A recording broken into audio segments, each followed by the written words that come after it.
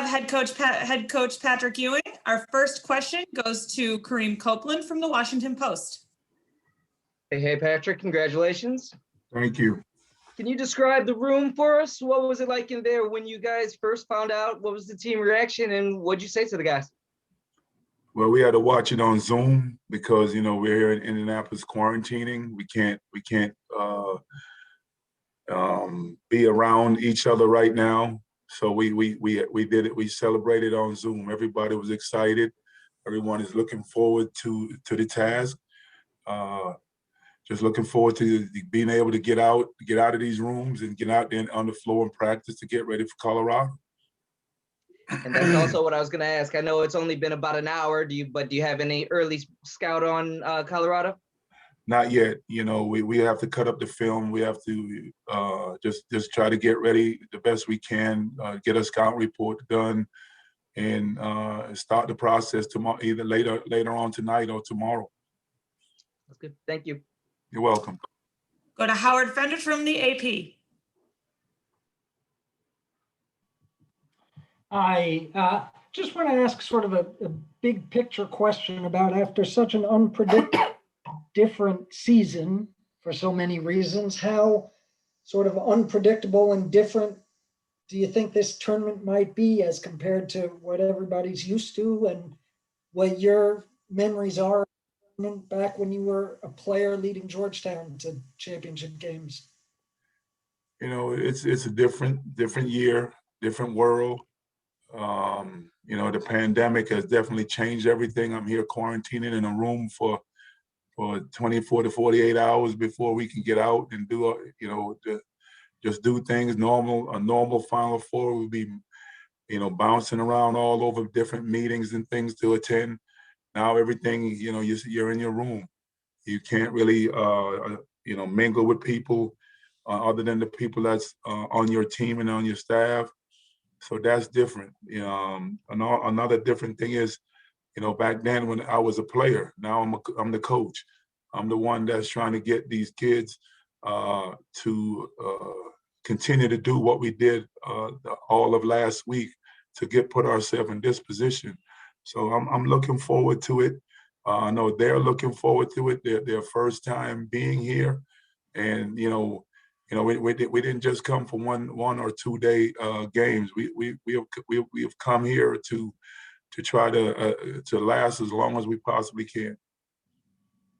Thank you. Bobby Bancroft, SB Nation. Hey, Patrick, you often talk about all the influences coaching-wise in your life. Has anyone reached out to you since last night? Has anyone reached out to me? No.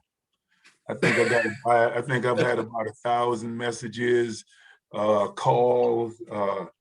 Everyone has reached out to me. All my friends, people that are all my associates, coaches, everyone has reached out to me. Michael Jordan, Charles Barkley, you name it, they've reached out.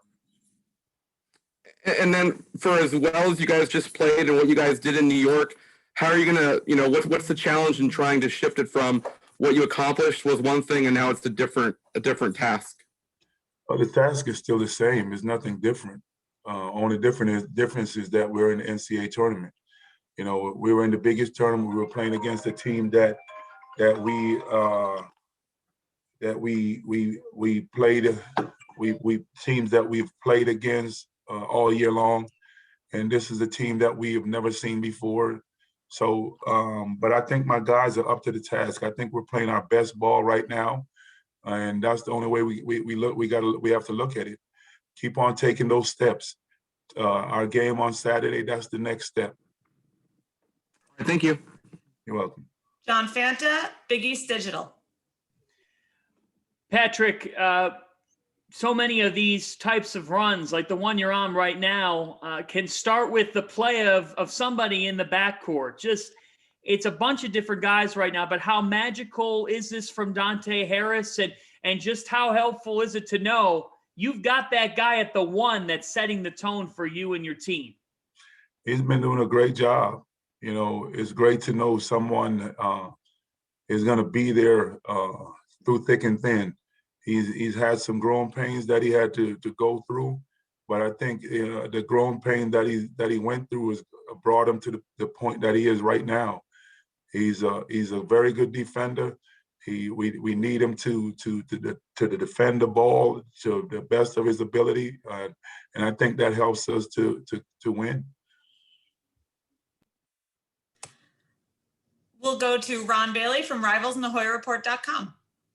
All right, Coach, talk about the challenges logistically that you guys faced. You know, you had to uproot your program to a strange city in a pandemic and manage the pandemic while being in a quasi bubble. Talk about those challenges. It's a lot on your plate. Oh, this whole year has been a challenge. You know, we was in a semi bubble on campus. There wasn't a lot of folks there. I think there was only 500 other students that were on campus. You know, the kids, they had to, you know, pretty much stay away from them. You know, all the things that they were normally able to do, socialize in the cafeteria, socialize with folks walking through the campus, they weren't able to do that. But I think for the most part, our guys did an outstanding job. We only shut down once. There were a lot of other programs that were shut down multiple times. It took us some time to adjust and gel and get ourselves together. And I think right now we're doing a great job of getting the job done. In a pandemic, do you have to like logistically bring more stuff with you because you don't want to go out to the store and buy? I mean, is it like more of a burden in that sense? Oh, heck yeah. I mean, we were in New York for a week, and then we had to leave this morning to come here. So everything that we had, it's all dirty. You know, we got to try and get washing done. You know, all the things that you have to do, you know, that you would normally be able to do. And normally you get, after the Big East tournament, you get to go home and regroup, do laundry and get fresh clothes and then leave, or stay at home until, you know, we were not playing till Saturday, so we wouldn't probably travel till maybe Wednesday or Thursday. Now all those things are you have to be here in this bubble. So it's definitely a different situation. Okay, thank you. Good luck. Thank you. All right. Heather McDonough, NBC4. Coach, you probably couldn't even go to Dwayne Reed to pick up anything if you needed over there. But no, my question is, I mean, after everything that you want people to support the program in ups and downs, but how good does it feel? And kind of, we saw this a little bit with the Washington football team. I'm using them as an example with Ron Rivera. How good does it feel to have people talking about this team again, being relevant per se again? And I know there's still work to be done, but I would have to imagine with everything that this program means to you, it's got to feel good to hear all the positive vibes going around with Georgetown right now. You know, first of all, Coach Rivera is a very good friend of mine. So whenever you can equate both of us, that's a very good thing. We've got to know each other from our days in Charlotte. It is great when your fans are talking about you in a positive way. It was great to see, even though we're in a pandemic, it might have been a super spreader, that all the kids on campus came out and was celebrating our victory. You know, I think it's a great thing. Everybody's still locked in. Everyone needs some joy in their life, and I think that's what sports give them for those 2 hours. Patrick Waring, the Nuts and Bolts Sports Hour. Hey, Coach, a lot's been made of how you guys have been playing since the pause, but it seemed like when you got to the Garden, you guys even turned it up another notch. What can you say about the effort and the performance from your team? Oh, I think it was great, you know, and it's not just one individual that stepped their game up. I think it's the whole team. You know, you have the 5 guys that's on the floor. You know, our defense was extremely good, was very good. You know, in the Garden. You know, Dante did an outstanding job of hawking the ball. Jamarco Pickett did a great job. You know, he did one of the best jobs against one of the elite players in our conference, in Mamu. Everyone did something positive throughout the week to help us to be here today. And you just mentioned you've been getting a lot of calls. if you get a call from Drake about doing a remix, are you in? Hey, look, I might be in the background sitting down, but those dances, my knees are hurt. All right, thanks, Coach. My pleasure. Andy Costco, Washington Times. Hey, Patrick, congrats. Just do you get a sense of what this means for Jamarco Pickett and Javon Blair, two seniors that have kind of been here for the long run, that now they get a tournament? I think it means a lot. You know, they've been through the trials and tribulation of college. They've had their ups and they've had their downs. And I think right now they've come out on the better side. There's still a lot of growing that they have to do. They still know that they still have to stay locked in to be able to get the job done. You know, we've just started this journey, and we have a lot more steps to go. Ben Standig, The Athletic. Hey, Patrick. I'm sure you believed throughout these last few years that guys would figure out a way to get this done. But I'm just wondering, was there a point during these times where you were wondering kind of like, what is it going to take to get this done? And what did you, when you had those moments, what came to mind to help you kind of push forward and get this done? When you're going through something, you don't have time to say, woe is me. You know, last year we had a lot of exit, you know, a lot of people left. You know, but I thought my guys did an outstanding job of stepping up and gotten us to the point that they got us to. This year, we started out slow. There's a lot of people who wrote us off, but we kept on believing, kept on persevering. And our belief in each other, in our university, got us to this point. So I wasn't thinking about anything but trying to just do whatever I could do to help us get better every day.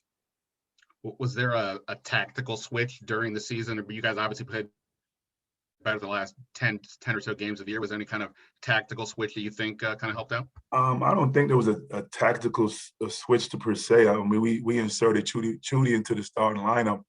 I don't even remember what game he was. He was playing great in the first half, and I made a switch at halftime, and he hasn't been out since. And I think he gives us a toughness, guys that's going to go in there and get rebounds, get on the free throw line, and that's something that we needed. At that time, at that point in the season, we weren't getting a lot of free throws. And I think especially these last 4 games, we've been getting to the line pretty a lot. Thank you. Nathan Chen, The Georgetown Voice. Hey, Coach. Congratulations again on the Big East Championship win. Thank you. Just wanted to ask you, with 3 guys in the starting lineup being from the DC area, what does that mean in terms of your local recruiting to get Georgetown back on the map with DC kids? Oh, we definitely want to have DC kids on our team. You know, DC, there's a wealth of talent in DC. You know, we definitely try to recruit the area. That's something that I said when I first came here. You know, but if guys are not going to come, we still have to get the job done. There's talent all over the country. So we definitely want to try to have the DC kids stay home. But, you know, if they choose to go elsewhere, we still have to get our job. We still have to get the job done. Jake Wexelblatt, The Hoya. First of all, Coach Ewing, congrats on a very exciting win this past week. Thank you. What does it mean for you, do you think, going forward, having a nice balance of classes in your starting lineup? You have some real senior leadership in Javon Blair and Jamarco Pickett, who have been through a lot, with some real youthful energy infused from Dante and Kudos.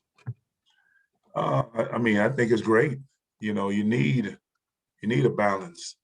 You need a balance. You know, when we started to reconstruct this team, you know, we brought in 5 freshmen, but I also wanted to have some older guys who have been through the war, and that's what we did. And I think that it took some time for us to gel, but things are working out fine. Kudus is having a great sophomore year. Dante was thrust in the lineup when J5 left, and he had to go through some growing pains, and I think he's definitely come out on the other side. Timothy Ego Hefe has been giving us some good solid minutes off the bench. So, you know, we have a very good team.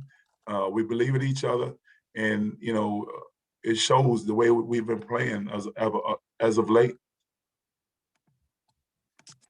Okay, and we're going to throw it back to John Fanta for our final question tonight. Patrick, I'll cap it off with this. Why can this Georgetown team make an NCAA tournament run? Say that again. Why can this Georgetown team make an NCAA tournament run? Why can't we make a run? We believe in ourselves. We have worked hard to get to this point in the season. And anything is possible. Thanks. My pleasure.